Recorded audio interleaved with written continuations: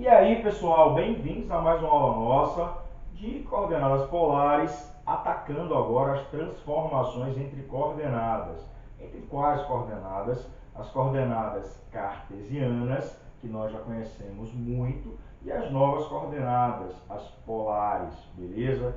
Já vimos em aula anterior a manipulação no plano polar, utilizando o GeoGebra, assim como temos o conforto de fazê-lo lá na utilização do plano cartesiano, beleza? E a gente vai pensar nisso tudo para traçar curvas futuramente em outras aulas, ok? Curvas com coordenadas polares. Mas se liga, transformação entre coordenadas. Para transformar coordenadas, eu vou simplesmente considerar os dois planos um em cima do outro, por assim dizer. Por exemplo, eu conheço o plano cartesiano de coordenadas comumente consideradas x e y, beleza? Um ponto desse plano cartesiano, né, como eu acabei de falar, tem coordenadas x e coordenadas y, beleza? Bom, suponhamos que eu considere um plano polar e eu encaixe ele em cima desse plano cartesiano, de tal maneira que a origem do plano cartesiano coincida com o polo, tá? E o eixo x coincida com o eixo polar. Se isso ocorrer, esse ponto aqui em relação ao polo terá um R, ok? Supor um R, né? Pode ser positivo, pode ser negativo, terá um R, beleza? E uma angulação θ. A priori ali um módulo de R, beleza? Se liga, a priori ali um ângulo R, perdão, um valor de R positivo, ok? Enfim, o que é que eu observo nessa construção? Eu consigo observar um triângulo retângulo, tal que eu poderia associar as relações trigonométricas do triângulo retângulo, beleza? Daí eu vou considerar o seguinte: pensando nesse tamanho como um tamanho x e pensando nesse tamanho como um tamanho y, tá? O que é que eu tenho? Se eu considero y e considero esse valor oposto ao ângulo θ, ou seja, um cateto oposto, isso poderá ser considerado como? Eu poderia relacionar o y com o θ e o r de que forma? Seno de θ é o cateto oposto sobre a hipotenusa. Portanto, o y valerá r seno θ. Da mesma maneira, se eu considerar esse tamanho, tá? Esse cateto, eu poderia dizer o seguinte, que o cosseno θ, que é o cateto, que está relacionado com o cateto adjacente, e a hipotenusa, o cosseno de θ será igual ao cateto adjacente sobre a hipotenusa. Portanto, x será r cosseno θ. Tudo bem? Então, se eu tenho um ponto de coordenadas x e y no plano cartesiano, esse ponto se transforma em coordenadas r cosseno θ e r seno θ para coordenadas polares, tá? Além disso, eu posso dizer que x ao quadrado mais y ao quadrado equivale a r ao quadrado, beleza? Se liga. Mas, além disso, eu posso dizer, inclusive, nessa relação aqui com os valores de x e y, eu posso obter o valor quadrado do r. E posso, com isso, obter r tanto positivo quanto negativo e pensar na angulação. E isso vai independer, tá? Para a marcação do ponto. Mais à frente a gente vai ver uma situação e vocês vão entender esse independer para a marcação do ponto. Beleza? Se liga. Olha só. Além disso, eu posso usar a relação da tangente de θ, que estabelece uma ligação entre o cateto oposto y e o cateto adjacente x. Portanto, se a tangente de θ é y sobre x, o valor de θ vai equivaler ao arco cuja tangente vale o quê? Y dividido por x. Beleza? Então, eu posso achar a coordenada y cartesianamente usando r seno θ, se essas coordenadas estiverem em coordenadas polares, e a coordenada x usando r cosseno θ, tá? Ou se as coordenadas estiverem em cartesianas e eu quiser passar para polar, eu posso usar esses artifícios também. O θ será o arco tangente do y sobre o x. E o r ao quadrado, ou r poderia ser x sobre o cosseno do θ, depois que eu achasse o θ. Enfim, é só manipulação, tá? Então aqui são relações entre coordenadas cartesianas x e y e coordenadas polares, tá? R e θ. O ponto aqui tem coordenadas x e y e também tem coordenadas polares R e θ. Automaticamente, se eu quero transformar de cartesiano para polar, eu tenho logo essa relação, que x é um R cosseno θ e y é um R seno θ. Beleza? Enfim. Bom, falado isso tudo, estabelecidas essas relações, essas fórmulas, por assim dizer, vamos fazer alguns exemplos agora. Se liga.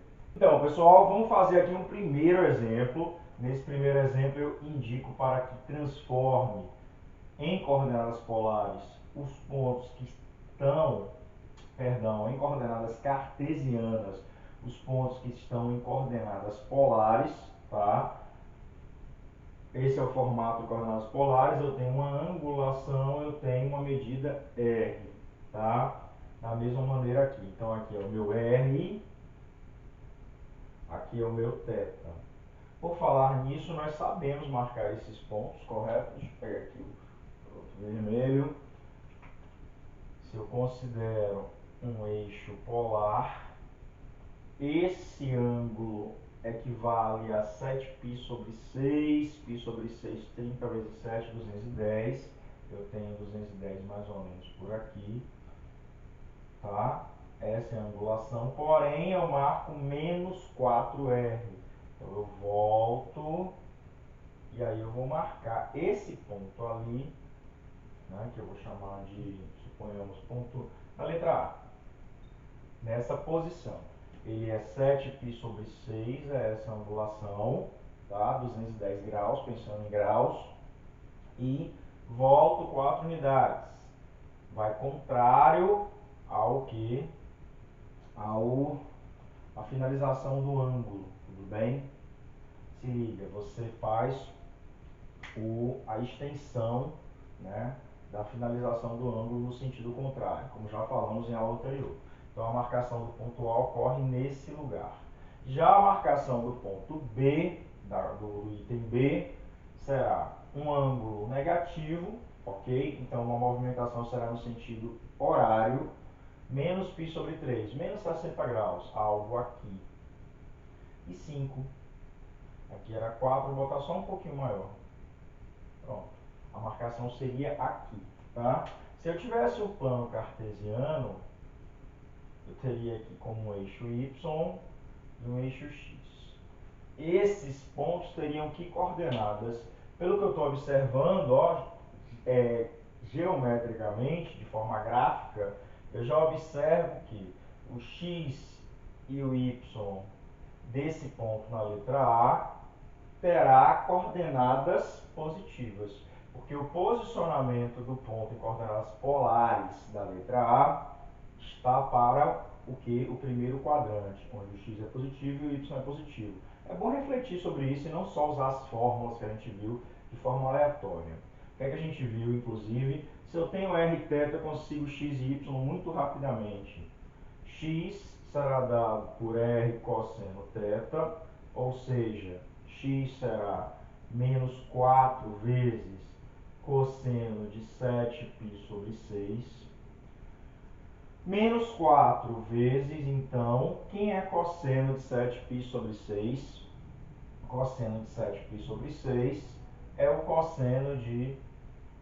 é parecido com o cosseno de 30 graus. Cosseno de 30 graus, raiz de 3 sobre 2. Como é que você sabe isso, Celso? Lá de trigonometria. Vai na nossa pastinha de trigonometria e tira dúvidas sobre como achar seno, cosseno, tangente, enfim, tá? Então, cosseno de 30 graus, raiz de 3 sobre 2. Aquela tabelinha ótima. 1, 2, 3, 3, 2, 1, 2 embaixo de todo mundo. Raiz onde não tem 1. Lembra? Seno, cosseno, 30, 45, 60. Isso em graus, né? Que você aprende lá na escolinha básica, beleza? E aí, eu tendo esses de 30, 45, 60, eu tenho vários outros que são simétricos, tá? Por exemplo, de 30 graus é simétrico de 210, porque a abertura aqui é igual. Então, tem o mesmo cosseno, porém, o cosseno vai ficar negativo, tá? Porque está para abaixo da origem do eixo deles, tá?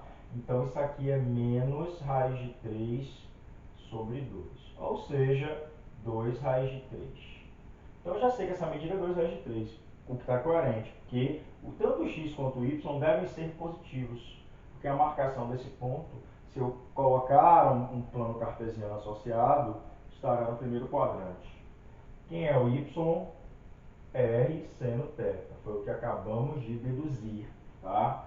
Quem é o R? Menos 4. Quem é o θ? Também 7π sobre 6. Então, é seno de 7π sobre 6. E também o seno vai ser negativo, porque está no terceiro quadrante, tá? Então, 210 graus. 210 equivale a 30 também. Seno de 30, meio. Então, seno de menos, ou de 210 menos meio, ou seja, menos 4 vezes menos meio, portanto, 2. Logo, esse ponto em polar implica no ponto de coordenadas 2 e 2 de forma cartesiana, tá? Se liga. Para o item B. O item B a gente até já esboçou aqui, se fosse um plano polar, né? Sendo um plano polar, ele vai estar nessa posição. Acoplando um plano cartesiano nesse plano polar, eu não sou obrigado a fazer isso não. Eu só estou fazendo para que eu enxergue também geometricamente a situação. E enxergar geometricamente ajuda a eu ter certeza do que eu estou calculando, tá? Então, se eu fizer o acoplamento do plano cartesiano no plano polar, o que eu vou obter? Eu vou obter que a posição desse ponto é uma posição do quarto quadrante. No quarto quadrante o x é positivo e o y é negativo, tá? Então, para o item B, como é que eu calculo o x? X é r cosseno θ, eu vou fazer direto, ou seja, é 5 vezes o cosseno de menos π sobre 3, e o y quem é? 5 vezes o seno de menos π sobre 3. É bem tranquilo passar de polar para cartesiano. Basta usar que x é r cosseno θ e y é r seno θ e meter brasa. É bem tranquilo. E não errar o cosseno e seno, claro. Então, isso vai ser 5 vezes. Quanto é cosseno de menos π sobre 3? Menos π sobre 3 é menos 60.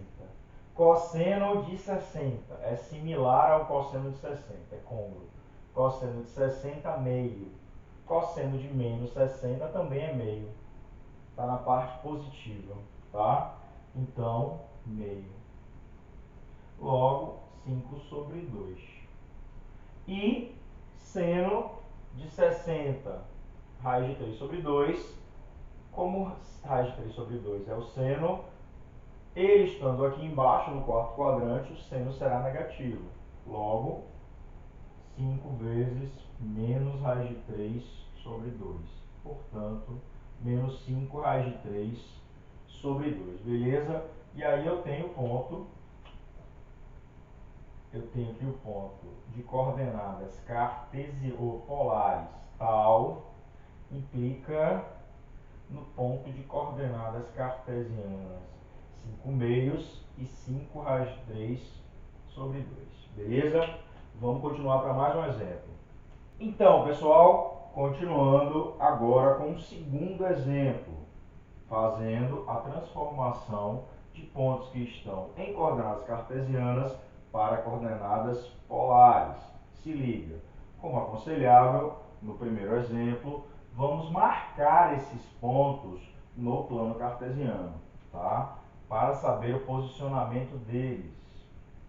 Então, considerando um plano cartesiano, eixo x e eixo y, tá? O primeiro ponto do item A se encontra exatamente no quarto quadrante, tá?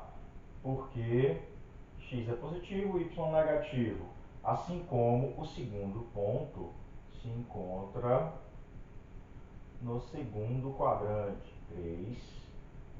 Aqui é o ponto do item B. Beleza. É importante essa visualização para que contribua, na verdade, com a decisão do R e do θ no momento que estivermos calculando. Vou falar no R e no θ, tá? Bom, para encontrar o θ, nós acabamos de ver que isso pode ser determinado pelo arco, cuja tangente é a medida do y sobre a medida do x, tá? É só pensar, tangente de θ é y sobre x naquele triângulo, num ponto genérico qualquer marcado em coordenadas polares e coordenadas cartesianas. Então fazemos a associação isolando θ. θ é o arco cuja tangente é y sobre x. Bom, o que é que acontece? Nesse exemplo, será o arco cuja tangente é menos 1 sobre raiz de 3. E melhorando isso daqui, equivale a dizer arco cuja tangente é menos raiz de 3 sobre 3. Como já falei, a gente precisa saber um pouco de trigonometria. Qualquer dúvida, vai nas nossas aulas de trigonometria na pasta no canal de trigonometria, beleza? Para verificar a angulação com tangente, seno e cosseno principalmente, beleza? Arco cuja tangente equivale a menos raiz de 3 sobre 3, tá? Quando é que a tangente é menos raiz de 3 sobre 3? Qual é o ângulo que dá tangente menos raiz de 3 sobre 3? Bom, se a tangente é negativa, ela está no segundo ou no quarto quadrante. Porém, vamos considerar aqui, como eu estou estabelecendo que o θ é o arco cuja tangente é menos raiz de 3, é arco cuja tangente, é arco tangente, eu vou estabelecer, né, que devemos obedecer o domínio da arco tangente. Qual é o domínio da função arco tangente? É o intervalo que vai de menos π sobre 2 até π sobre 2. Quando vimos isso, ao estudar derivadas, por exemplo, vimos os domínios das funções arco. E também ao estudar trigonometria, beleza? Tá com dúvida? Vai lá nessas pastas e revisa, beleza? Domínios da arco-seno, arco-cosseno, arco-tangente, arco-secante, cossecante e cotangente, beleza? São importantes esses domínios porque são funções bijetoras, não podemos considerar todo o ciclo trigonométrico, tá? Então, se eu enxergar o domínio da arco-tangente, eu vou estabelecer um intervalo que pertence, de arcos que pertencem ao quarto e primeiro quadrantes. Porque isso aqui equivale ao quarto e primeiro quadrantes, menos π sobre 2 a π sobre 2. Tudo bem? Aqui eu tenho a tangente. Só para a gente relembrar da trigonometria. Beleza? Então, se eu tenho um valor menos raiz de 3 sobre 3, é um arco que está aqui no quarto quadrante. Um arco que está no quarto quadrante e dá tangente raiz de 3 sobre 3 é um arco que possui a abertura simétrica ao arco que gera tangente raiz de 3 sobre 3. Qual é o arco que gera tangente raiz de 3 sobre 3? 30 graus, ou seja, π sobre 6. Portanto, esse arco aqui embaixo, quem é? Menos π sobre 6. Tudo bem? Então, o valor do θ nesse caso é menos π sobre 6. Tá? Eu poderia considerar, tudo bem, aqui é só para achar o arco básico, menos π sobre 6. Mas eu poderia também usar um arco que tem tangente no quarto quadrante, nesse mesmo local, que poderia ser 11π sobre 6, que é 330 também. Ok? Porque, como eu falei na aula anterior, um ponto tem várias maneiras de ser escrito, ou de ser escrito. Tudo bem? Beleza. Achei a angulação. A angulação é compatível porque bate com o arco do quarto quadrante, que é onde o meu ponto está. Agora eu vou achar o R. R ao quadrado equivale a x ao quadrado mais y ao quadrado. Vimos isso também agora há pouco, tá? Relacionando variáveis cartesianas com o R da coordenada polar, tá? Isso implica que R ao quadrado será raiz de 3 ao quadrado mais menos 1 ao quadrado. Ou seja, 3 mais 1. Portanto, que é igual a 4. Portanto, R é igual a mais ou menos 2. Mais ou menos 2 porque eu vou considerar R tanto negativo como positivo. E escolher qual é o mais adequado para mim, mediante o arco que eu estou encontrando.